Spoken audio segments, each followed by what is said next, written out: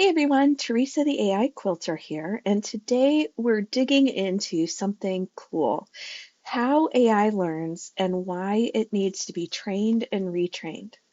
Let's start with the basics. When we talk about AI, we often mention the concept of a model.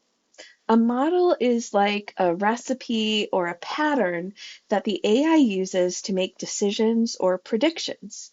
But just like a recipe doesn't work until you gather all of the right ingredients, an AI model doesn't work until it's trained with data. Training the AI model means showing it examples, lots and lots of them, so it can learn patterns. Take predictive text on your phone, for instance. If you're typing an email in Gmail or texting on your iPhone, your device is suggesting words it thinks you'll use next. How does it know?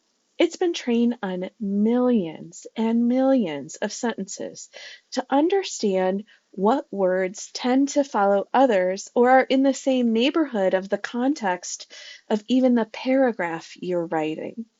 But here's the kicker. Language evolves. We start using new words and phrases, and that's why models often need to be retrained with fresh data to stay accurate and relevant. Want exclusive tips and updates? Subscribe to my newsletter. It's like quilting together, but in your inbox.